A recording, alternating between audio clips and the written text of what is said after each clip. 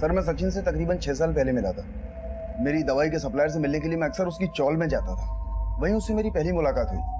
फिर एक दिन वो मेरे घर आ गया, बोला कि उसे दवाई के धंधे में हिस्सा करना है, मेरा पार्टनर बनना चाहता था। नहीं सचिन, मुझे धंधे में पार्टनर की जरूरत नहीं है, मैं अकेले ही काफी हूँ उस धंधे के लिए। भाई धंधा हो या जिंदगी, पार्टनर तो लगता ही है ना। धंधे में पार्टनर का मतलब होता है मुनाफे में बंटवारा। हाँ, लेकिन मुनाफे के साथ साथ नुकसान में भी तो बंटवारा करना पड़ता है ना। ठीक है, जैसी आपकी मर्जी, चलता हूं। अगर मेरी कोई जरूरत पड़े तो बेझिझक आइएगा। और कुछ महीनों बाद ऐसा कुछ हुआ सर कि मुझे खुद सचिन के पास मदद मांगने के लिए जाना पड़ा। क्यों? ऐसा क्या हुआ? धंधे में कंपटीशन काफी बढ़ गया था सर। कभी पुलिस हमारे गोदाम पर छापा मार देती, कभी गुंडे माल को लूट लेते। धंधा सर हमारा चौपट हो रहा था, मेरे कस्टमर टूटने लगे। सचिन ने बताया था मुझे एक बार कि वो पुलिस में खबरी का काम करता है, पुलिस में अच्छे लिंक्स हैं उसके। तो मैंने सर सचिन की मदद ली और उसके बाद मेरा धंधा पहले से अच्छा चल निकला। अब ना तो पुलिस मुझे परेशान करती थी और ना ही गुंडे। इसलिए तुमने सचिन को पार्टनरशिप ऑफर की? सर इसमें हम दोनों का ही फायदा था। मैं सारा काम संभालता था और सचिन काम में टांग अड़ाने वालों को। तुमने कल सचिन को 1 लाख रुपए दिए थे, कुछ पता है उसको 1 लाख रुपए किस लिए चाहिए थे? नहीं सर। तुमने उसे 1 लाख रुपए दिए भी थे? हाँ सर, मैंने उसे पैसे दिए थे और मैं तो इस बात के लिए पछता रहा हूँ कि मैंने उसे 1 लाख रुपए दिए क्यों। माँ, मैं कुछ काम से बाहर जाके आती हूँ। हाँ उर्मी, एक बार तू और विनोद पुलिस स्टेशन हुआ ना, शायद पुलिस को कुछ खबर मिली हो सचिन की।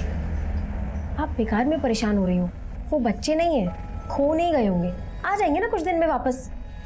आपने भी पता नहीं क्या पुलिस कंप्लेंट कर दी। मैं जाके आती हूँ। सर, जावेद खबरी ने बताया कि ये Sachin crime branch officer Rajeshwari के लिए खबरी का काम करता था।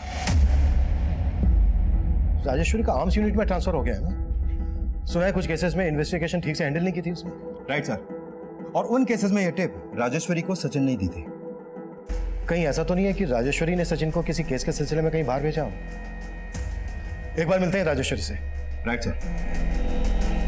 ये सचिन भाई को भी अभी गायब होना था, कम से कम जो शेखर से पैसे लिए थे वो तो देके जाने चाहिए थे। विनोद, कितना स्वार्थी है रे तू। सचिन खुद पढ़ा नहीं, लेकिन तुझे और उर्मी को उससे पढ़ाया। आज तू जो दुबई जाने के सपने देख रहा है ना, वो भी उसी की वजह से।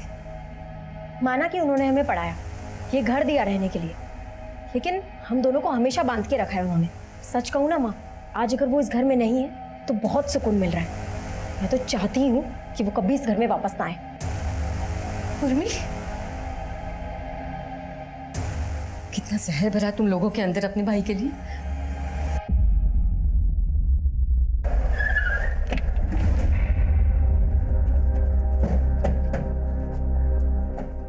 सचिन समाचार।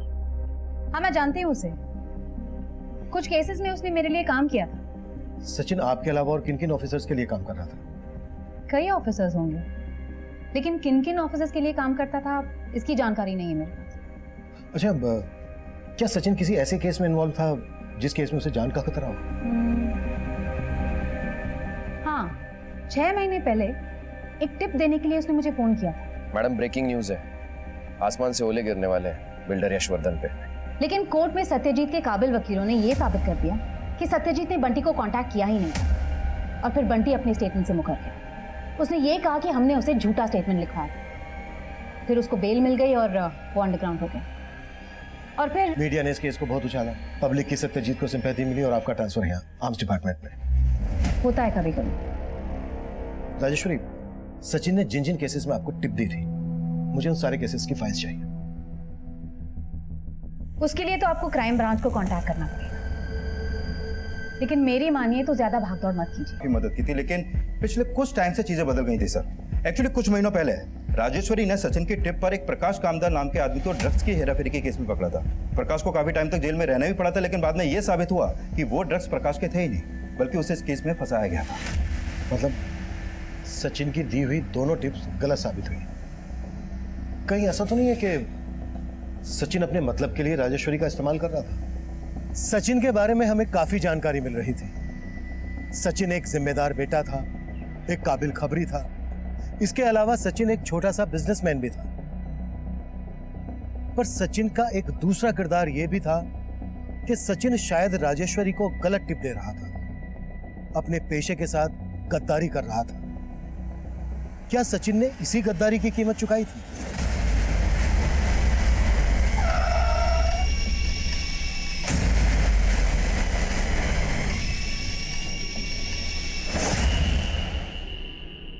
सर इसकी पहचान करना मुश्किल था। वो तो सचिन खबरी था, इसलिए इसके फिंगरप्रिंट्स हमारे सेंटर डेटाबेस में मिले और उन्होंने भी कंफर्म किया कि ये लाश सचिन की है। किसी की तगड़ी दुश्मनी लगती है। काफी बेरहमी से मारा इसे। सर से मारा ही नहीं गया, इसका प्राइवेट पार्ट भी काटा गया है। व्हाट? Yes sir. इसे मारा, इसका प्राइवेट पार्ट काटा। किसी जुनूनी प्यार का नतीजा लगता है। जरूर कोई औरत इन्वॉल्व होगी इसमें, जिससे इसके जिस्मानी संबंध थे। सर इस वक्त तो एक ही औरत है जिसके साथ सचिन के संबंध हो सकते हैं, ऑफिसर राजेश्वरी। और राजेश्वरी ने भी बताया था कि पिछले कुछ दिनों से सचिन उसके कॉल से अवॉइड कर रहा था, तो हो सकता है इसकी वजह यही। आप मुझे ये खबर फोन पर भी दे सकते थे। मुझे यहाँ बुलाने की क्या जरूरत थी? वैसे जानकर दुख हुआ कि सचिन मारा गया। उसे मारा नहीं गया, उसके प्राइवेट पार्ट को भी काटा गया है और हमें लगता है कि जरूर इसमें कोई औरत इन्वॉल्व है या उसकी वजह से हुआ है। आपको क्या लगता है? मुझे लगता है आप बात घुमा फिरा के कर रहे हैं। आप सीधा सीधा क्यों नहीं पूछते? ठीक है, सीधा सीधा पूछ लेते हैं। सचिन आपके साथ काफी लंबे समय से काम कर रहा था। एक दूसरे के साथ काम करते हुए अक्सर लोग करीब आ जाते। आपकी सोच काफी छोटी है इंस्पेक्टर।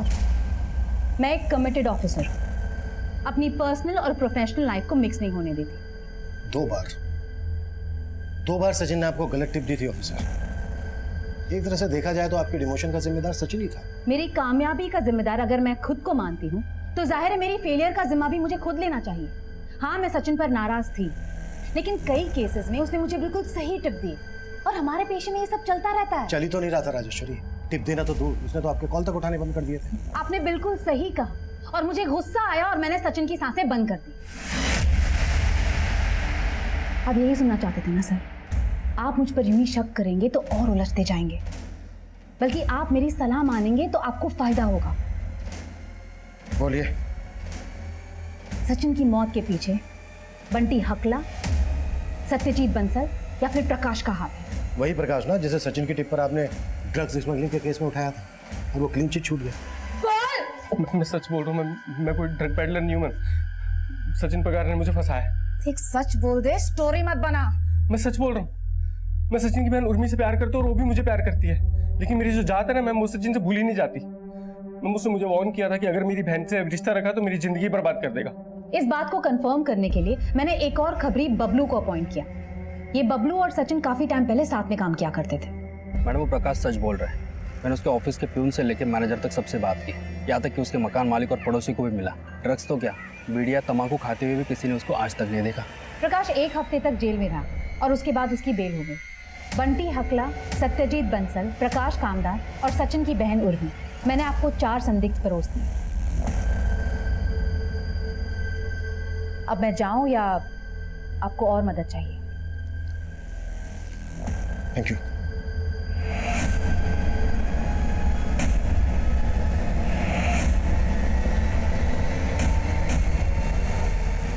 अब तक हम सचिन के कातिल को उसके घर के बाहर ढूंढ रहे हैं।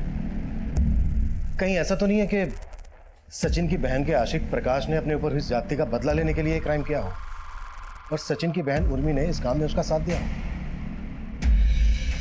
अगर 2 वक्त का खाना और रहने को छत देना यही एक अच्छे भाई का फर्ज है तो हाँ, सचिन भाई बहुत अच्छे थे।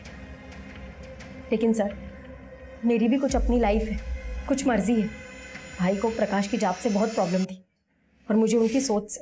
और प्रकाश के जेल से बाहर आते ही तुम दोनों ने मिलकर सचिन को सीधे ऊपर भिजवा दिया? नहीं सर, हमने ऐसा कुछ नहीं किया। हाँ, गुस्सा बहुत था सर और बदला भी लेना था, लेकिन इस तरह नहीं। मैंने सोचा था कि मैं और उर्मी शादी करते और सचिन की आंखों के सामने अपनी नई जिंदगी शुरू करते। लेकिन सचिन के मौत की खबर आई तो खुशी तो बहुत हुई होगी, क्योंकि तेरे रास्ते का कांटा जो हट गया है ना। खुशी हुई ये तो नहीं कहूँगी, लेकिन हाँ, मुझे दुख भी नहीं हुआ। आंसू आए ही नहीं। तब पता चला कि सचिन भाई तो मेरे लिए बहुत पहले ही मर चुके थे और फिर मरे हुए इंसान के मर जाने पर कैसा दुख।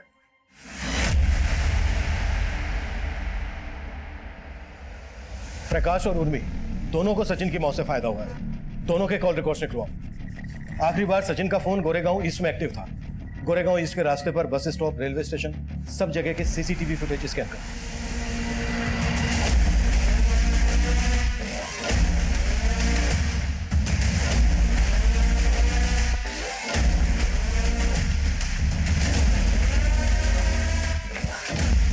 प्रकाश, क्या हो गया? तुम बहुत परेशान दिख रही हो। पता नहीं, मुझे ऐसा लग रहा है कि शायद कोई मेरा पीछा कर रहा है। जरूर पुलिस वाले होंगे। प्रकाश, मुझे लगता है कि हम लोगों को शादी करके यहाँ से बहुत दूर चले जाना चाहिए। हम अभी नहीं कर सकते शादी उर्मी। पुलिस को हम दोनों पर शक है। हमें थोड़े दिन और इंतजार करना होगा।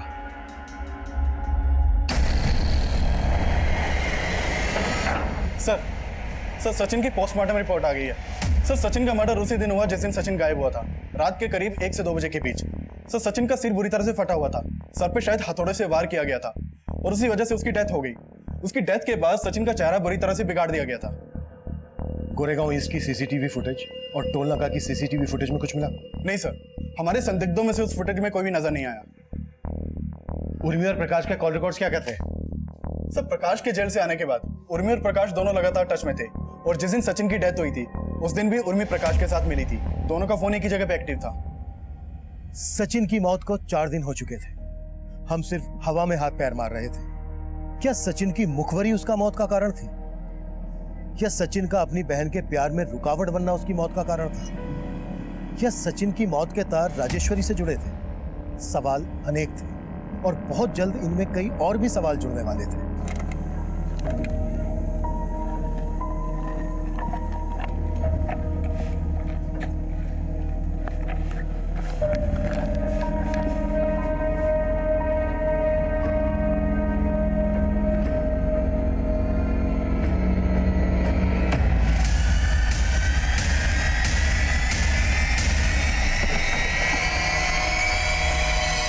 पीछे हटिए आप लोग, पीछे हटिए।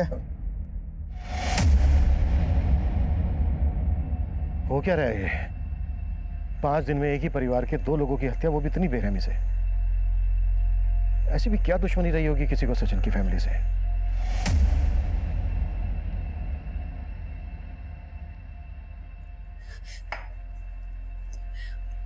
उर्मी दोपहर को घर से बाहर निकली थी, बताया नहीं था कहाँ जा रही है। आपको क्या लगता है कौन कर सकता है घिनौनी हरकत? प्रकाश। लेकिन प्रकाश तो आपकी बेटी से प्यार करता था, शादी करना चाहता था। सब नाटक है साहब। जब से जेल से छूट कर आया है उसके मन में एक ही भावना है, बदला। मारो ना सर, डाल दो मेरे को जेल में और चढ़ा दो सर मेरे को फांसी। कुछ भी होता है ना सर तो आप मेरे को पकड़ते हो। वैसे भी सर उर्मी के बिना जीने का कोई मतलब नहीं है सर। आपका बेटा विनोद कहाँ है? फोन भी नहीं उठा रहा है। विनोद सुबह सुबह घर से बाहर निकला, बोल रहा था इंटरव्यू के लिए जा रहा है, 1-2 दिन में वापस आ जाएगा। लेकिन पता नहीं क्यों सूटकेस भर के कपड़े ले गया। देखिए, आप हमें साफ साफ बताइए कि विनोद घर से कितने बजे निकला और उर्मी घर से कितने बजे निकली? विनोद 10 साढ़े 10 बजे निकला घर से और उर्मी 12 के आसपास। सर उर्मी की कॉल रिकॉर्ड्स। सर उर्मी के नंबर पे आखिरी कॉल उसके भाई विनोद का आया था करीब 11:15 बजे और उसके आधे घंटे बाद उसका नंबर बंद हो गया। सर विनोद का फोन ट्रेस हो गया। उसके फोन की लोकेशन इस वक्त इंटरनेशनल एयरपोर्ट के पास की है। एयरपोर्ट के पास? जरूर वो देश छोड़कर भागने की कोशिश कर रहा होगा। हमें किसी भी तरह उसे रोकना है। मैं एयरपोर्ट अथॉरिटी से बात करता हूँ, तुम फौरन एयरपोर्ट के लिए निकलो।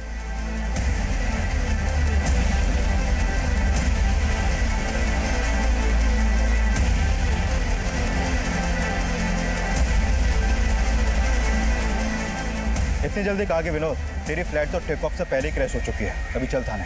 चल चल। ये क्या बात कर रहे सर? उर्मी की मौत होगी और सर उर्मी के साथ रेप हुआ सर? ज्यादा भोला मत बन। जहां पर हमें उर्मी की लाश मिली है ना, उस एरिया में तेरा फोन एक्टिव था, मतलब तू वहां पर मौजूद था। तूने खुद मारा ना अपनी बहन को? रेप किसी और से करवाया या फिर? बस भी करो सर, उर्मी मेरी बहन थी सर। मुझे जरूर फंसाने की कोशिश की गई है सर। एक बबलू नाम के आदमी का मुझे फोन आया था। हेलो, बबलू बोल रहा हूँ। बबलू भाई देखिए, मैं सही में बहुत परेशान हूँ। अगर ये मौका चला गया ना, मैं दुबई नहीं जा पाऊंगा। तुम टेंशन मत लो, मैं तुम्हारी मदद करूंगा। लेकिन उसके बदले में तुम्हें भी मेरी एक मदद करनी पड़ेगी। फिर सर उसने मुझे तारापुर हाईवे के पीछे एक मंदिर वहाँ बेंच पे बैठ के इंतजार करने के लिए कहा और सर मैंने भी वही किया सर। हेलो, हाँ बबलू भाई, वो जो आपने मंदिर के पीछे जगह बताई थी वही बेंच पे बैठा हूँ। अब सुन, जिस बेंच पे तू बैठा है उसके पीछे एक नाव है। नाव के नीचे एक बैग रखा है, उसमें 1 लाख रुपए हैं। ये पैसे तुझे तभी मिलेंगे जब तू मेरा काम करेगा। क्या काम करना होगा? अपनी बहन उर्वी को फोन कर और उसको यहाँ पे बुला। सर मैं लालच में आ गया था सर, तो मैंने उर्मी को फ़ोन किया और वहाँ मैंने उसको बुलाया सर। और उर्मी वहां पर आई और जब उसने तेरी बात नहीं मानी तो तूने उसको मार डाला। नहीं सर, मैंने बहुत देर तक इंतज़ार किया लेकिन वो नहीं आई सर। उसके बाद बबलू का भी फ़ोन नहीं आया, तो मैंने सर चुपचाप बैग ली और चला गया। सर विनोद की ये बात तो सच है कि उसे करीब 11 बजे चैम्बूर के एक पीसीओ से कॉल आया था और सर मैंने अपनी टीम को बबलू खबरी की सर्च शुरू करने का ऑर्डर दे दिया है। सर राजेश्वरी के बारे में एक अपडेट मिली है। वो एक जोया नाम की लड़की से मिलती है जो कि एक स्ट्रगलिंग एक्ट्रेस है और जोया का सचिन के साथ अफेयर चल रहा था। फाइनली सचिन के साथ किसी लड़की का नाम तो जुड़ा। आई एम श्योर ये वही कड़ी है जिसे अब तक हम मिस कर रहे थे। सर राजेश्वरी मैम से मुझे सचिन की मौत का पता चला। मैं सचिन को बहुत प्यार करती थी। इनफैक्ट सर उसी ने मुझे इंडस्ट्री में काम दिलवाया और पैसों की भी मदद की। मैं तो खुद उससे शादी करने का सोच रही थी, लेकिन सचिन ने मुझे धोखे में रखा। मुझे कुछ दिन पहले ही पता चला कि उसका किसी और लड़की के साथ अफेयर चल रहा है। कौन है वो लड़की? सर ये तो उसके साथी को ज़्यादा पता होगा। कौन साथी? बबलू? बबलू खबरी? बबलू खबरी के साथ तो सचिन ने बहुत पहले ही काम करना बंद कर दिया था। मैं बंटी। आगे बोल, क्या खिचड़ी पके थे? एक बड़े प्रोजेक्ट के लिए सत्यजीत और वो यशवर्धन दोनों भी ट्राई कर रहे थे और यशवर्धन का ये प्लान था कि सत्यजीत का नाम बदनाम हो जाए तो वो प्रोजेक्ट उसे मिल जाएगा और ये सारा नाटक खुद यशवर्धन ने ही प्लान किया था। सत्यजीत ने कोई सुपारी नहीं दी थी साहब। जोया ने हमें बताया कि सचिन का उसके अलावा किसी और लड़की के साथ भी अफेयर था। कौन है वो लड़की? लड़की का लफड़ा तो सिर्फ सचिन ही जाने, मेरे से तो सिर्फ धंधे की बात होती थी। कोई तो होगा जो उसके इस अफेयर के बारे में जानता होगा। साहब आप विट्ठल राव से पूछो ना। कौन विट्ठल? वो तिलक नगर के थाने में हेड कांस्टेबल थे, शायद अभी रिटायर हो गए। 9 साल पहले उसने ही सचिन को इस खबरी के लाइन में पहली बार चांस दिया। विट्ठल राव से कांटेक्ट करो और चैम्बूर पुलिस को इन्फॉर्म करो कि बिल्डर यशवर्धन को कॉन्स्पिरेसी के चार्ज में अरेस्ट करें। हमें भी यशवर्धन से पूछताछ करनी होगी। अगर सचिन भविष्य में कभी मुंह खोलता तो यशवर्धन की साजिश पकड़ी जाती। हो सकता है इसी वजह से यशवर्धन ने सचिन को मरवाया हो। Okay sir. बंटी ने सब कुछ बता दिया है आपके बारे में हमें। बेहतर यही होगा कि आप अपना गुनाह कबूल कर लें, नहीं तो बहुत घाटे में रहोगे वर्धन साहब।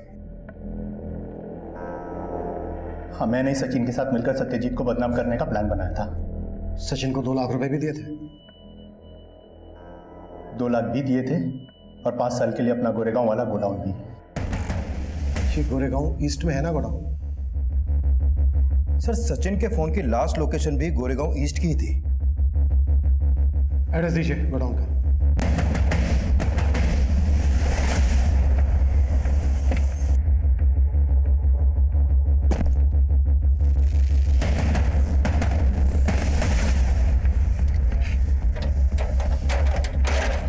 तोड़ दो।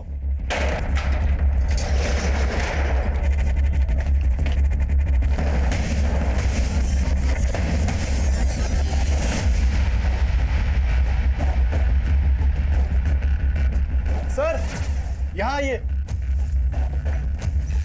सर लगता है सचिन को किसने यहीं पर मारा होगा। फोरेंसिक टीम को बुलवाओ और कंफर्म करो डीएनए से कि ये खून सचिन का ही है, और आसपास की दुकानों पर पता भी करो। शायद किसी ने उस रात सचिन को किसी के साथ देखा होगा सर।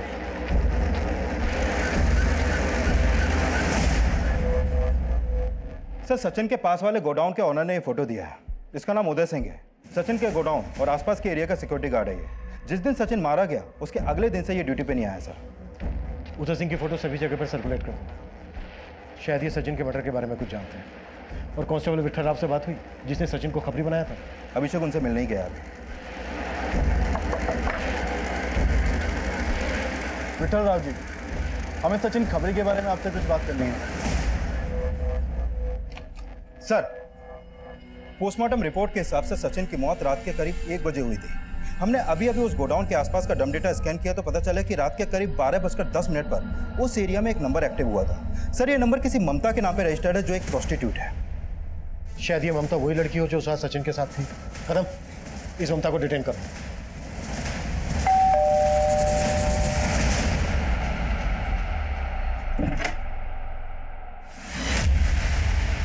साहब ऐसे जबरदस्ती उठा के लाने का क्या है साहब?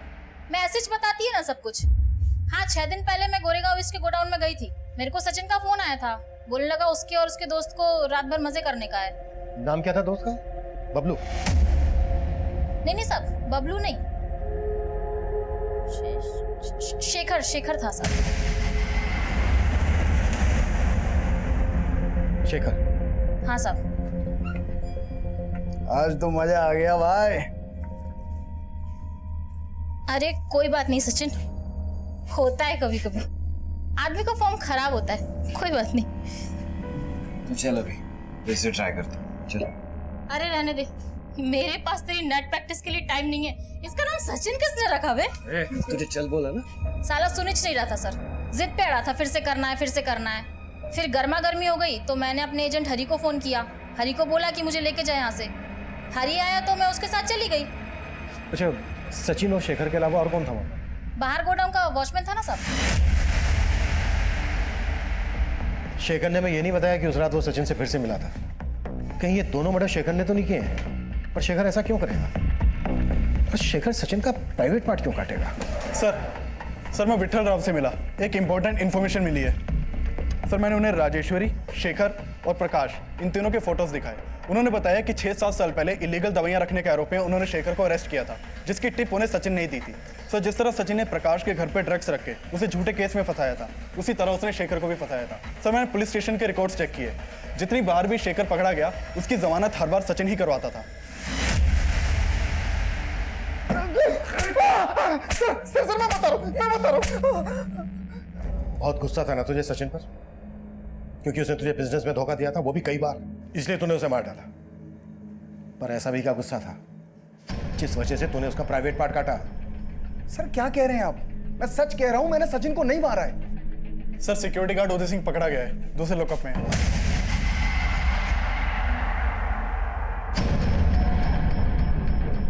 सचिन के हाथों इतने धोखे खाने के बाद भी मैं उसके साथ काम करता रहा। जब जब उसने मुझसे पैसे मांगे, मैंने उसे पैसे दिए, उस दिन भी दिए। तो जब भी किसी लफड़े में फंसता था, मैं उसे बचाता था। मैं तो सर उस रात उसके साथ सिर्फ मजाक कर रहा था। लेकिन जो उसने उस रात कहा ना, मेरा बर्दाश्त जवाब दे गया। अरे वो गई अपने एजेंट के साथ, बैठ तू। अरे क्या उल्टा पुल्टा बोल रही थी यार वो? हा? अरे अपना धंधा करते तो धंधा करे ना, एक्स्ट्रा पैसा दे देते थे। यार, लेकिन वो बोल तो सही रही थी। तू जीरो पे आउट हो गया। मैं क्या बोलता हूँ, तेरे को किसी मंगलू बाबा के पास लेके चलता हूँ, तेरे लिए गोली देगा। तेरे को समझा? तेरी शादी भी नहीं हुई अभी, भाभी को कैसे संभालेगा? डीले शेखर, अपनी जुबान पे लगाम लगा। और तू जिसको ढीला कह रहा है ना, यही ढीला तेरे बेटे आशीष का असली बाप है। सचिन, ऐसा मजाक नहीं करने का, फैमिली पर नहीं जाने का मेरी। फैमिली पे नहीं जा रहा हूं मैं। और तुझे झूठ लग रहा है ना, तो जाके पता कर ले, नहीं तो डीएनए टेस्ट करवा ले, नहीं तो अपनी बीवी से जाकर पूछ ले कि असली मर्द कौन है, तू या मैं। फैमिली पर नहीं जाने का। क्या करेगा?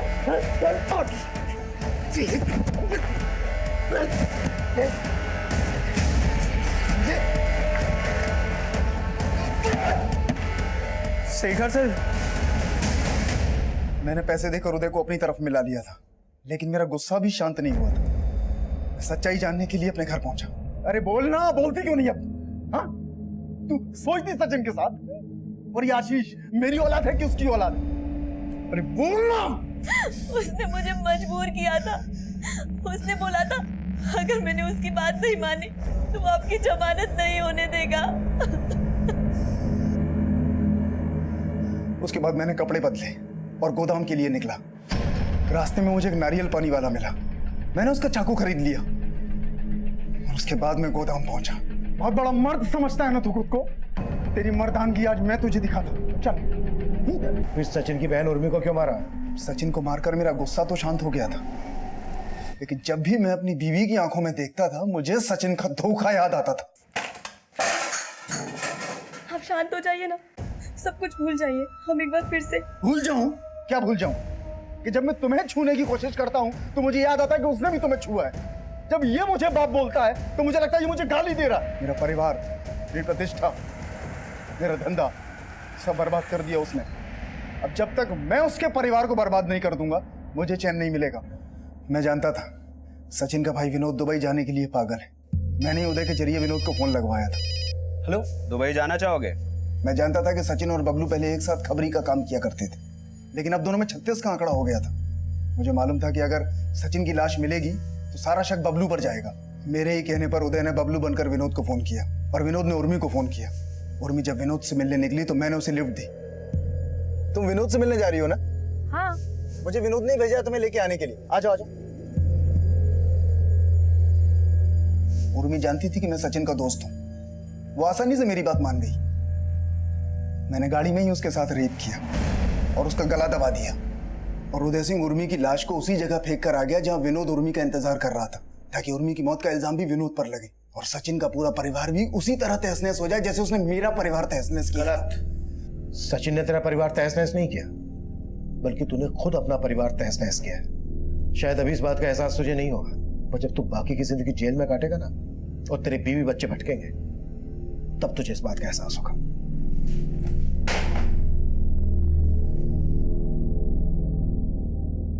शेखर और उदय दोनों इस वक्त न्यायिक हिरासत में हैं। बहुत जल्द दोनों पर मुकदमा शुरू होगा। बदला एक ऐसी नकारात्मक भावना है जो अपने साथ सिर्फ तबाही लेकर आता है। अगर किसी इंसान के अंदर यह बदले की भावना लगातार पनप रही है तो जरूरी है वो इंसान इस बदले की भावना के परिणाम को समझे, इसे एक दस्तक समझे और कभी बढ़ावा ना दे, क्योंकि बदला लेकर कभी किसी को सुकून हासिल नहीं हुआ। हासिल हुआ है तो सिर्फ और सिर्फ पछतावा। इस केस से आपको अवगत कराने का हमारा उद्देश्य यह है कि इंसान दूसरों की गलती से सीखे और खुद